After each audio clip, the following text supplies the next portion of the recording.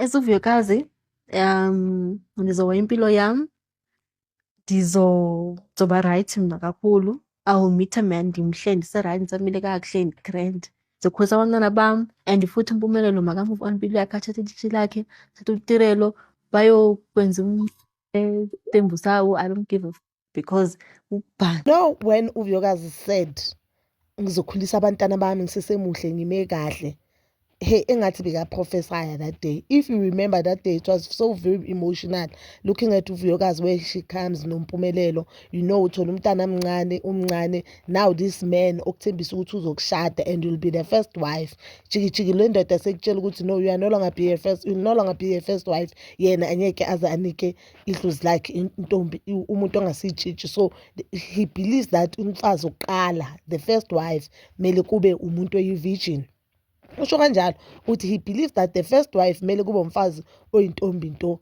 But as now looking at the situation akaMpumelelo now nesithembu sakhe, you can see that thing, it was just a strategy yokuthi akhiphe uVuyokazi. And believe you me, a lot of people thought ukuthi uVuyokazi makaphuma kuMpumelelo obvious ifame izohamba, but because uVuyokazi ukhulisa umama strong, uhlala asho athi my mom is so strong. I remember there's a day bekaposte imoto double cab, umama yakhe ayithenge cash. It shows ukuthi ubuye ekhayeni labafazi abakwazi ukuzimela, abafazi abafundisa abanye abafazi ukuthi be strong and choose yourself. And remember even umama yakhe, she was insisting ukuthi yini into eyithola lapha, yini into eyigcina lapha, uhleleleni esituation eso.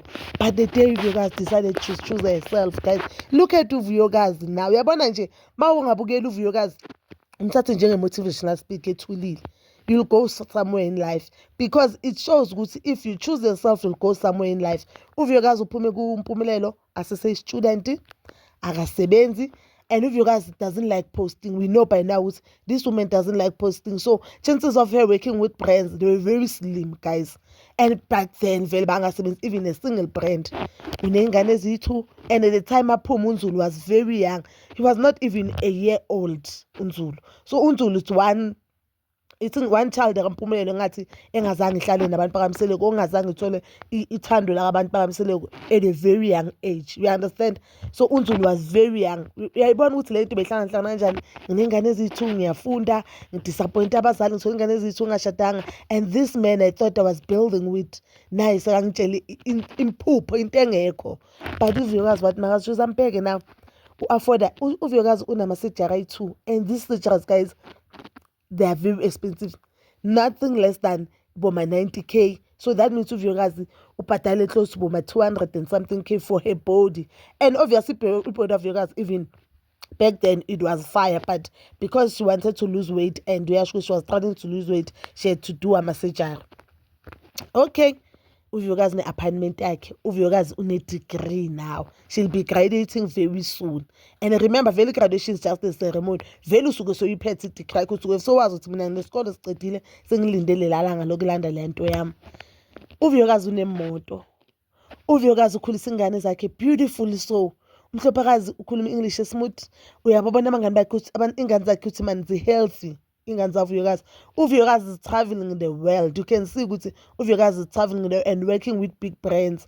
I'm so happy for uVuyokazi. I don't wanna lie. And I feel like the decision ayenzile is the best decision she could ever take for yena nengane zakhe. You understand? Because if uNompumelelo now, believe you me, ngabe manje kusukuthiwa mele akhethe phakathi kolezi zaboMakhumalo nabo Mayeni, ngabe sukuyaliwa mina ngihlala kaMacele, mina ngihlala umsindo nje into engekho. Ngabe sekatshela ukuthi uma ushada ohlala eMzumbe ukuthi umfana yena abahlala eDurban akalavanza kamnandi, mhlambe manje ngabe sekanenye pressure ukuthi athole omunye umntwana. Uyayithola? Even nale degree mhlamba ayithola ubunzimeni, because kunzima, isikole sinzima, guys. Uyafunda ngapha unengane ezithu, ngapha unendoda echithayo ehamba ijona yonke le South Africa. Wonke umuntu ome kahle ku-Instagram, you know ukuthi indoda yakho uzomthola kuma-DMs walayo umuntu loyo. Ngapha usathi ubhekile naba nefamily yakhe iloku yakutshela ukuthi lo muntu kumele athathe isithembu. You don't even know ukuthi leso sithembu uyothatha 3 years stop, mhlambe kuyoba yiwobhobho udla kwababakhe makafika ku-5 athi 6, makafika ku-6 athi 7 athi. You don't know where you stand kahle kahle nale ndoda, and you don't know ukuthi nalento esithembu uyoma kuphi. You understand? Nje impilo yakho uyazi nje uphila kaMohawu wa Modimo. So guys, please do comment down below your thoughts, and please don't forget to like, subscribe, share, and hit that notification button. Nginethanda ukuya nokubuya.